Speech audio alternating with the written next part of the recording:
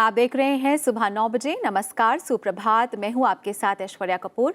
Bulletin की शुरुआत करते हैं मुख्य समाचारों के साथ।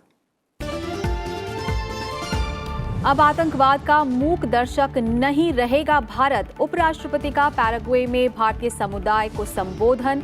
कहा, सीमा पार आतंकी ठिकानों पर कार्रवाई कर वायुसेना ने हाल ही में दिखाई ताकत। आतंक के खिलाफ लड़ाई में भारत के साथ पैराग्वे।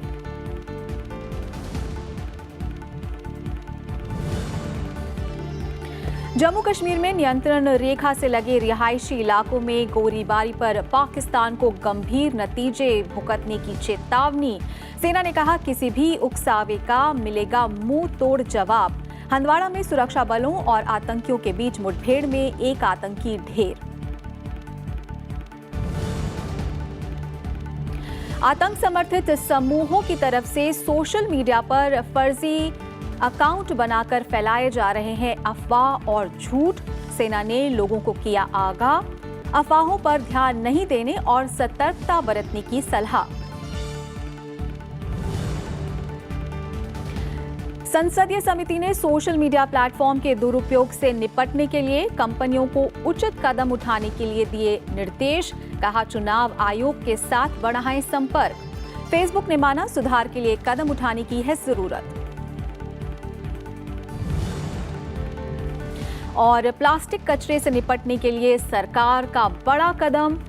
देश में ठोस प्लास्टिक कचरे या स्क्रैप के आयात पर पूरी तरह लगाई पाबंदी।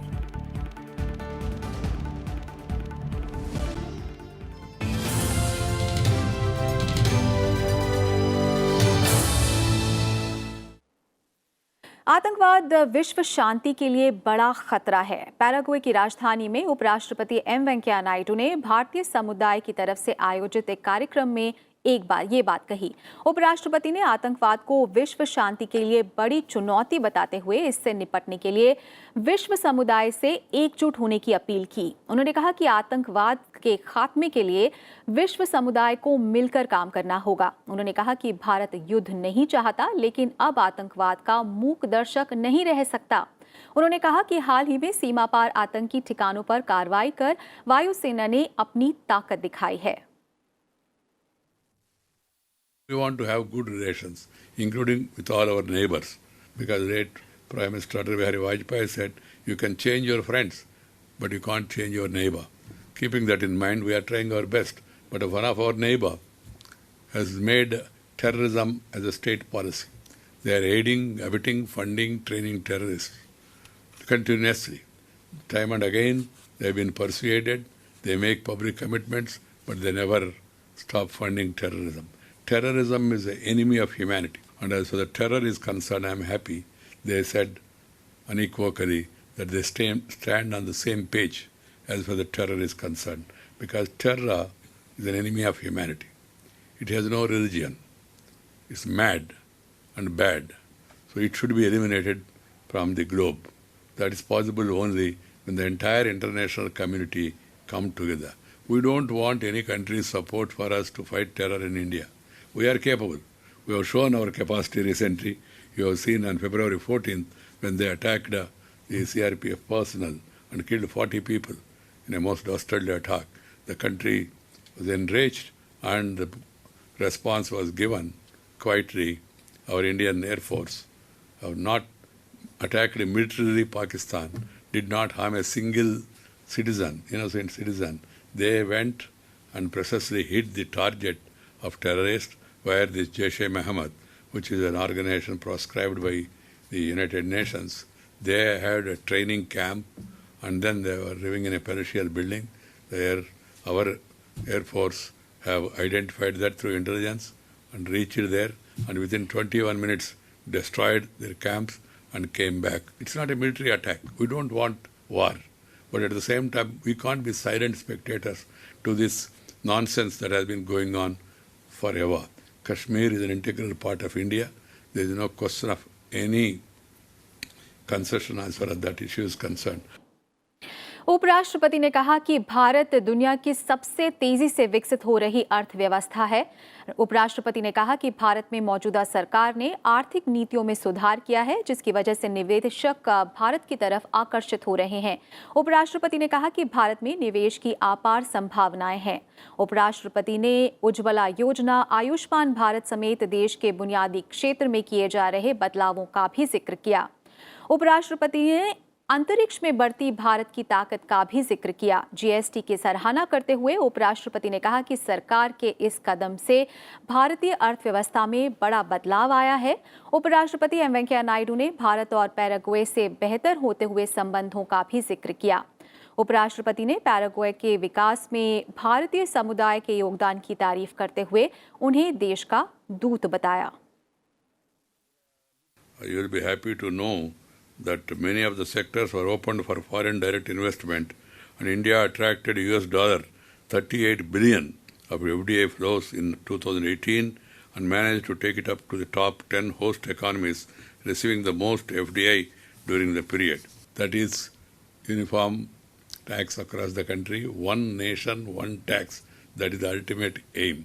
Now we have 3 slabs. Our ultimate aim is to have one system so that there is no check post, there is no delay, there is no wastage of time and money. All these things are being taken care. That's why the world is very much impressed.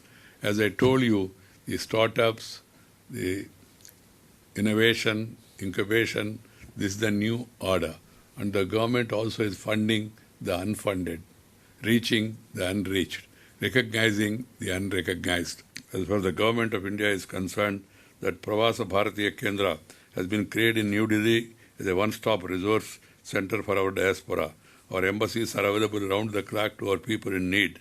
The Overseas Citizenship of India scheme, OCI, has been simplified to allow more and more persons of Indian origin to connect with the land of their ancestors. We also want you, young ones, to connect with India, youth in India.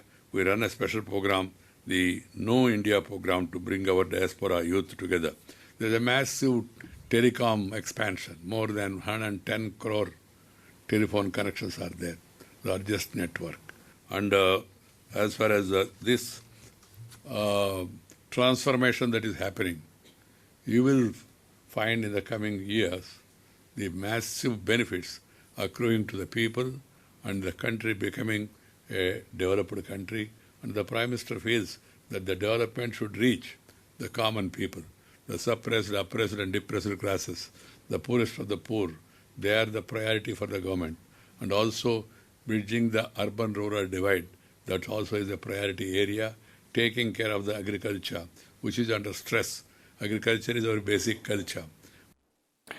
और Paraguay के शीर्ष नेतृत्व ने भी पुलवामा आतंकी हमले की निंदा करते हुए आतंकवाद को विश्व शांति के लिए बड़ी चुनौती बताया है और इससे निपटने के लिए साझा सहयोग पर जोर दिया है। लैटिन अमेरिकी देशों के दौरे पर पैराग्वे पहुंचे उपराष्ट्रपति एम वेंकैया नायडू ने पैराग्वे के राष्ट्रपति मारियो एब्डो बेनिटेस से मुलाकात की। इस दौरान दोनों नेताओं के बीच आपसी सहयोग बढ़ाने समेत कई मुद्दों पर चर्चा हुई। पैराग्वे ने संयुक्त राष्ट्र सुरक्षा परिषद में भारत की स्थायी सदस्यता का समर्थन भी किया है। उपराष्ट्रपति एम वेंकैया नायडू और पैराग्वे के राष्ट्रपति के बीच मुलाकात में आपसी हितों से जुड़े कई अहम मुद्दों पर चर्चा हुई। पैराग्वे के राष्ट्रपति मारियो ने छात्र जीवन के दौरान 25 साल पहले हुए अपने भारत दौरे को याद किया। उन्होंने भारत की बढ़ती आर्थिक ताकत की सराहना की। दोनों नेताओं ने आतंकवाद को विश्व शांति के लिए बड़ी चुनौती बताते हुए इससे निपटने के लिए सहयोग पर जोर दिया। उपराष्ट्रपति एम वेंकैया नायडू ने पैराग्वे के उपराष्ट्रपति से भी मुलाकात की। इस दौरान पारस्परिक हित के द्विपक्षीय, क्षेत्रीय, बहुपक्षीय मुद्दों पर चर्चा हुई। दोनों पक्ष पनबिजली और सौर ऊर्जा, स्वास्थ्य, पारंपरिक चिकित्सा, सूचना और संचार प्रौद्योगिकी, खेती, कृषि मशीनरी और जैव प्रौद्योगिकी समेत सहयोग के नए क्षेत्रों का पता लगाने पर भी सहमत हुए। साथ ही दोनों देश शिक्षाविदों और विश्वविद्यालयों के बीच सहयोग और पर्यटन के क्षेत्र में सहयोग बढ़ाने पर भी सहमत हुए। दोनों देशों ने विदेश मंत्रालयों के बीच हुए राजनयिक और काउंसुलर सहयोग को लेकर दोनों देशों के बीच दोहरे कराधान से बचाव, द्विपक्षीय निवेश संधि और प्रत्यर्पण और कानूनी सहायता समेत समझौतों को अंतिम रूप देने पर सहमति बनी। पराग्वे ने 14 फरवरी को जम्मू कश्मीर के पुलवामा में सीआरपीएफ के काफिले पर हुए आतंकी हमले की कड़ी निंदा की। आतंकवाद वैश्विक शांति और स्थिरता के लिए गंभीर खतरा बताते हुए दोनों देशों ने साझा सहयोग पर जोर दिया। दोनों देशों ने सीमा पार से आतंकवाद को भी गंभीर संकट बताया। साथ ही आतंकवादियों, आतंकी संगठनों, उनके नेटवर्क और उन्हें पनाह देने वालों, वित्तीय मदद पहुंचाने वालों के खिलाफ मजबूत कदम उठाने की बात कही। संयुक्त राष्ट्र सुरक्षा परिषद में सूचीबद्ध समूहों के खिलाफ कठोर कदम उठाने पर जोर दिया। पराग्वे ने संयुक्त राष्ट्र सुरक्षा परिषद में भारत की स्थायी सदस्यता का भी समर्थन किया। उपराष्ट्रपति एम वेंकैया नायडू ने पराग्वे राष्ट्रीय कांग्रेस के अध्यक्ष से भी मुलाकात की। उपराष्ट्रपति एम वेंकैया नायडू ने पराग्वे में नेशनल पैंथियन ऑफ हीरोज का दौरा किया। उपराष्ट्रपति ने शहीद जवानों को श्रद्धांजलि दी। इसके बाद उन्होंने विजिटर बुक में संदेश भी लिखा।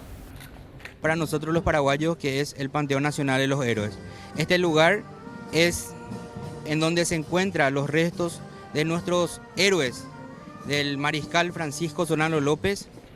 भारत पराग्वे के बीच द्विपक्षीय व्यापार पिछले 10 सालों में लगभग 10 गुना बढ़ गया है। यह 2008 और 9 के 4 करोड़ डॉलर के मुकाबले 2017-18 में बढ़कर 33.4 करोड़ डॉलर हो गया है। पराग्वे से सोयाबीन तेल का भारत को निर्यात किया जाता है। पराग्वे के राष्ट्रपति 2012 में भारत यात्रा पर आए थे। पराग्वे से भारत आने वाले वो पहले अति विशिष्ट अतिथि थे। Rajkamal Rao, Rajya Sabha TV, Paraguay. और उपराष्ट्रपति एम वेंकैया नायडू ने पैराग्वे के उपराष्ट्रपति ह्यूगो वेलाक्वेस से मुलाकात की। इसके बाद दोनों देशों के उपराष्ट्रपति ने महात्मा गांधी की याद में एक डाक टिकट जारी किया।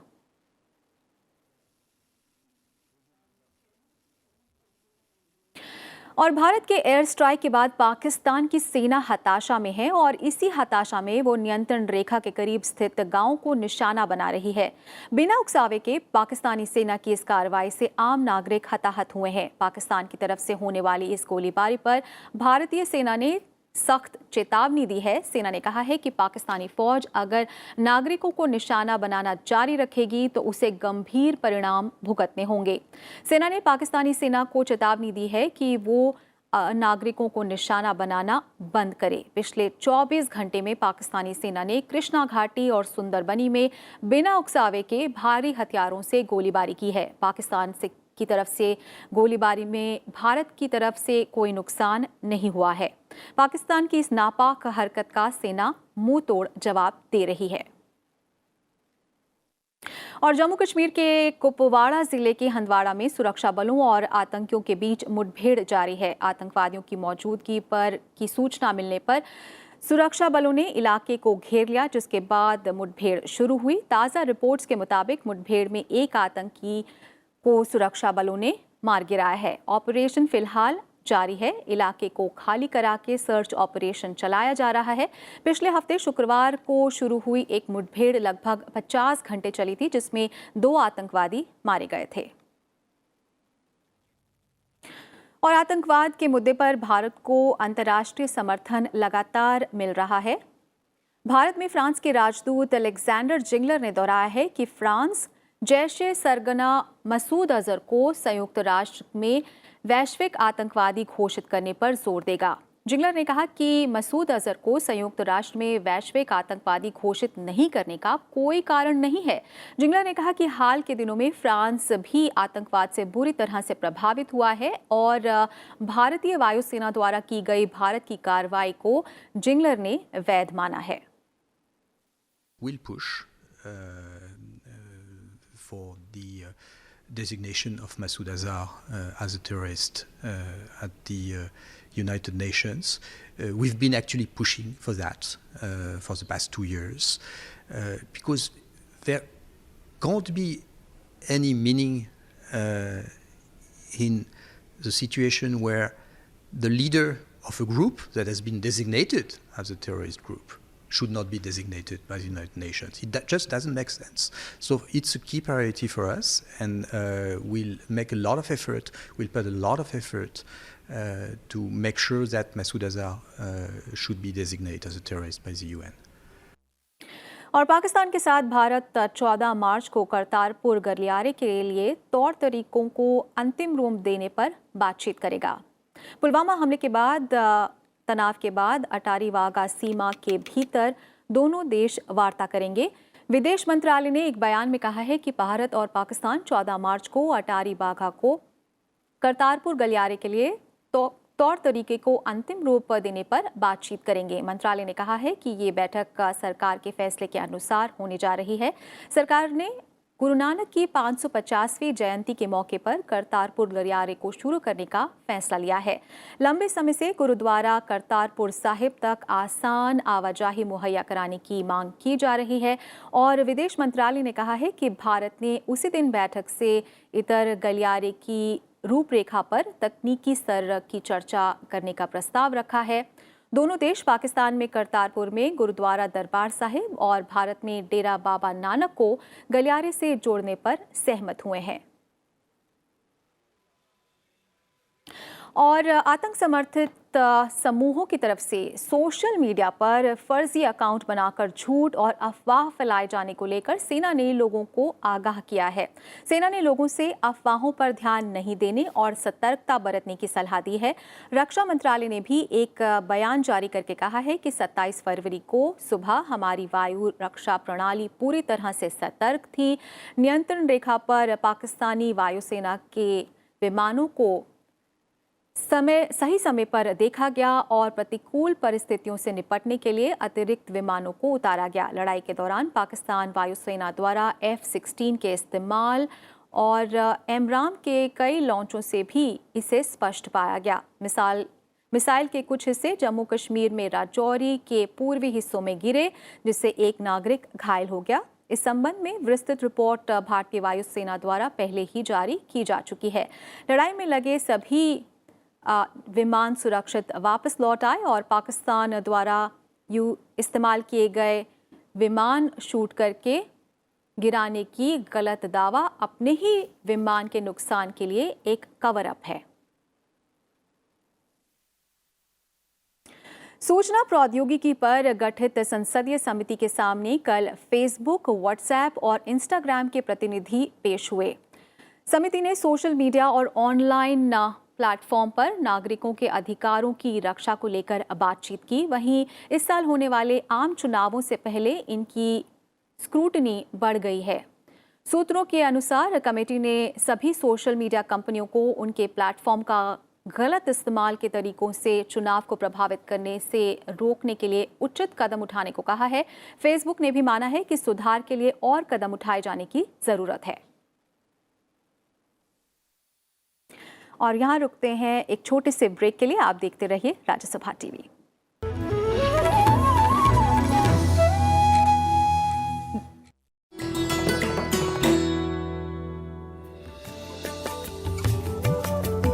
गोमतेश्वर कर्नाटक में श्रवणबेलगोला की पहाड़ी पर स्थित भगवान बाहुबली को समर्पित 57 फीट ऊंची ये मूर्त है।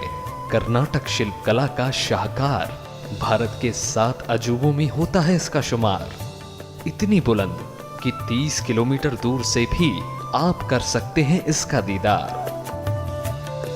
हर 12 साल में होता है बाहुबली का महामस्तकाभिषेक। भक्त करते हैं दूध, केसर और सोने के सिक्कों से इनका श्रृंगार।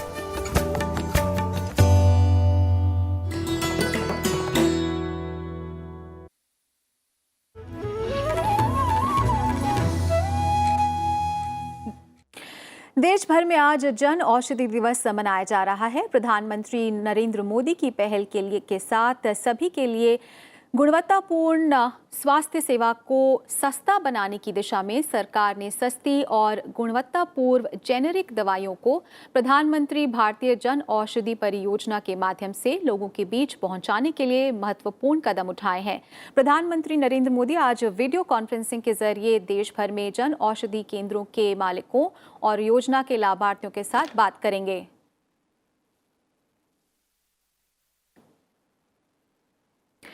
और अधिक से अधिक डॉक्टरों द्वारा जेनेरिक दवाएं लिखे जाने और 652 जिलों में 5050 से भी अधिक जन औषधि स्टोर खोले जाने से देश में उच्च गुणवत्ता वाली सस्ती जेनेरिक दवाओं की उपलब्धता बढ़ाने के साथ साथ उनके बारे में जागरूकता भी बढ़ी है। जन औषधि दवाओं से प्रतिदिन लगभग 10 से 15 लाख लोग लाभान्वित होते हैं और जेनेरिक दवाओं की बाजार हिस्सेदारी पिछले 3 सालों में 3 गुना बढ़कर 2% से 7% हो गई है। प्रधानमंत्री नरेंद्र मोदी आज वीडियो कॉन्फ्रेंसिंग के जरिए नागपुर मेट्रो को भी हरी झंडी दिखाएंगे। नागपुर मेट्रो के प्रथम चरण का मार्ग 13.5 किलोमीटर का है। ये मेट्रो खापरी से सीताबड़ी स्टेशन तक जाएगी। इस मेट्रो का काम जून 2015 में शुरू हुआ था। शुक्रवार से मेट्रो को आम लोगों के लिए खोल दिया जाएगा। ये देश की ऐसी मेट्रो होगी जिसकी 65% ऊर्जा का स्रोत सौर ऊर्जा होगा। और बीजेपी अध्यक्ष अमित शाह आज मध्य प्रदेश का दौरा करेंगे। वो वहां पर सागर क्लस्टर प्रोग्राम में शामिल होंगे। अमित शाह पार्टी के बूथ कार्यकर्ता सम्मेलन को संबोधित करेंगे। इसके बाद बीजेपी अध्यक्ष छत्तीसगढ़ का भी दौरा करेंगे। वहां वे बीजेपी कार्यकर्ताओं को संबोधित करेंगे। वहीं कांग्रेस अध्यक्ष राहुल गांधी आज पंजाब का दौरा करने वाले हैं। राहुल गांधी पंजाब के मोगा में लोकसभा चुनाव अभियान की शुरुआत करेंगे। राहुल गांधी इस रैली में भूमिहीन किसानों और मजदूरों के लिए योजनाओं का ऐलान कर सकते हैं। रैली में 2 लाख से भी ज्यादा लोगों का कर्ज माफ किया जाएगा, जिसमें 70% लोग दलित हैं।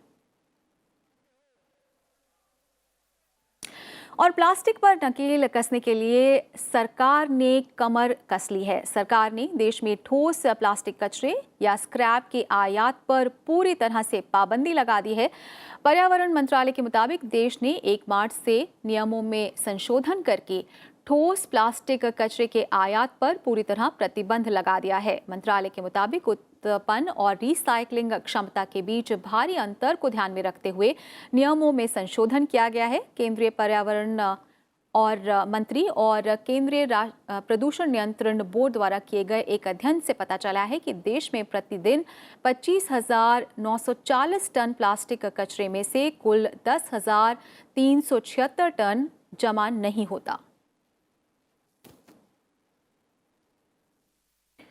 नीति आयोग ने सतत विकास लक्ष्य के तहत देश के 18 आकांक्षी जिलों को सम्मानित किया है। दिल्ली में आयोजित एक कार्यक्रम में असम, छत्तीसगढ़, आंध्र प्रदेश, उत्तर प्रदेश समेत 18 जिलों और जिलाधिकारियों को नीति आयोग के सीईओ ने पुरस्कार प्रदान किए।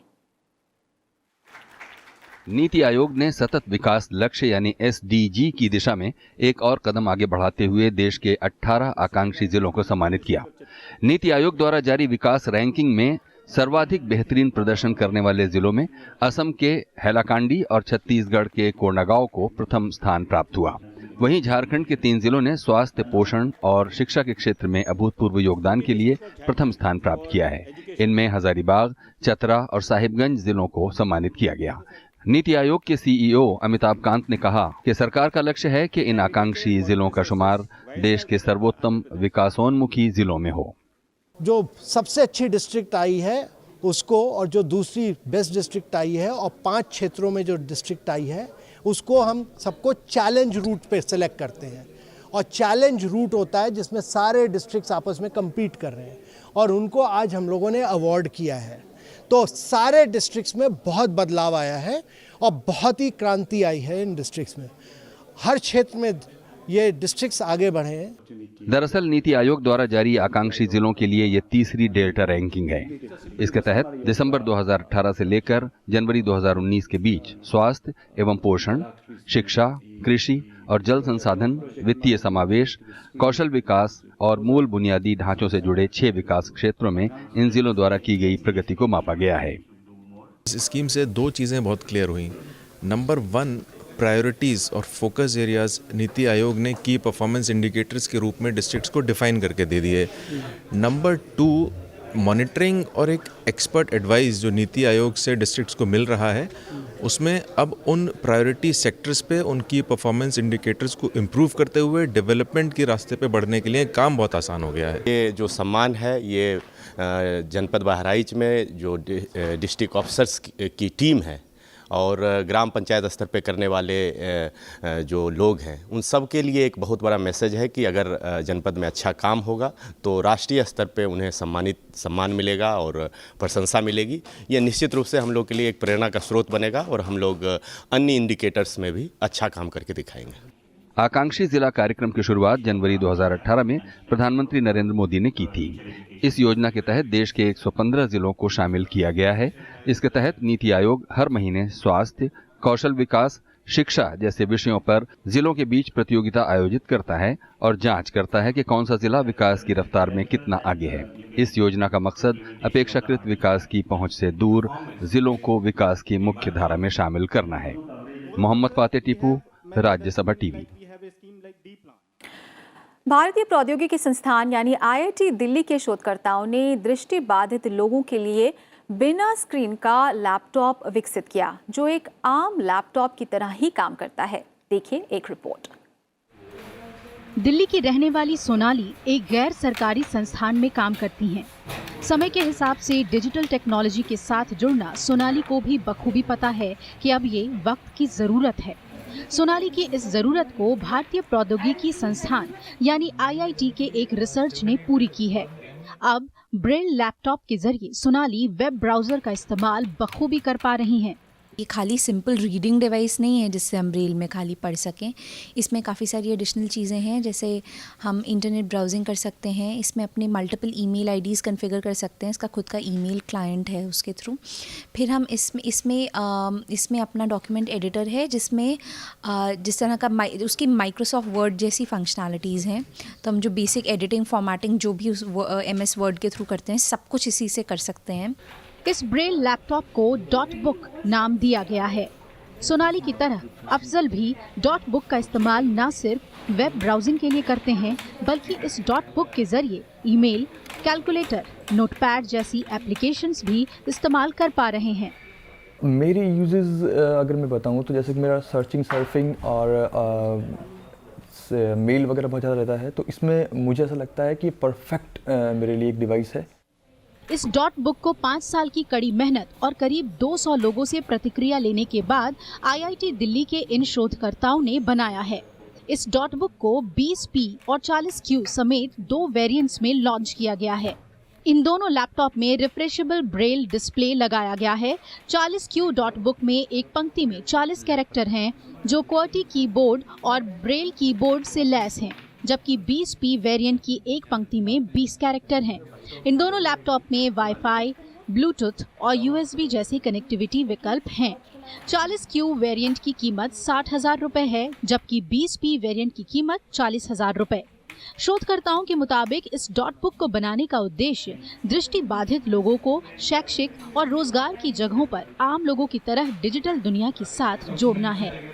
इस डिवाइस को बनाने का ऑब्जेक्टिव ये था कि बेसिकली हम लोग चाह रहे थे कि एक स्टूडेंट क्लासरूम में अपने नोट्स डिजिटली ले पाए, उसको अपने नोट बार बार फेयर ना करने पड़े, वो अपने नोट्स किसी और स्टूडेंट से शेयर कर पाए। सिमिलरली अगर उसको कोई टीचर असाइनमेंट दे रही है तो वो असाइनमेंट डिजिटली करके उसको सबमिट कर पाए। ऐसे ही वो इंटरनेट से अगर कोई बुक डाउनलोड करके पढ़ना चाह रहा है तो उसको हर बुक को ब्रेल में प्रिंट आउट ना लेना पड़े। आज के डेट में बहुत सारे लोग कंप्यूटर्स के साथ शिफ्ट हो जाते हैं। बहुत सारे बच्चे जैसे 7th and 8th के बाद वो कंप्यूटर्स के साथ शिफ्ट होना शुरू हो जाते हैं, तो उस स्टेज पे उनको कंप्यूटर कीबोर्ड की आदत ज़्यादा होती है एंड ये ज़्यादा इंक्लूसिवनेस भी उनको देता है। बट स्टिल बहुत सारी स्टूडेंट्स ऐसे हैं जिनको 20 जो ब्रेल की कीबोर्ड है उससे फेमिलियर है, तो इसलिए हमने ये कोशिश की कि हम दोनों कैटेगरीज की स्टूडेंट्स को कवर करें। फिलहाल ये डॉट बुक आम लैपटॉप की तरह बैटरी से चलता है, जिसे ज़रूरत पड़ने पर चार्ज किया जा सकता है। IIT दिल्ली के मुताबिक ये पहला कामयाब शोध है जिसे दृष्टि बाधित लोगों को ध्यान में रखते हुए ब्रेल कीबोर्ड के साथ विकसित किया गया है। इस डॉट बुक की बुकिंग मार्च के अंत में शुरू हो जाएगी और इस साल के अंत तक इसकी डिलीवरी भी शुरू कर दी जाएगी। टेक्नोलॉजी का फ़ायदा तभी है जब वो आपकी सहूलियत के हिसाब से हो। IIT की ये डॉट बुक दृष्टिबाधितों के लिए एक वरदान साबित हो रही है।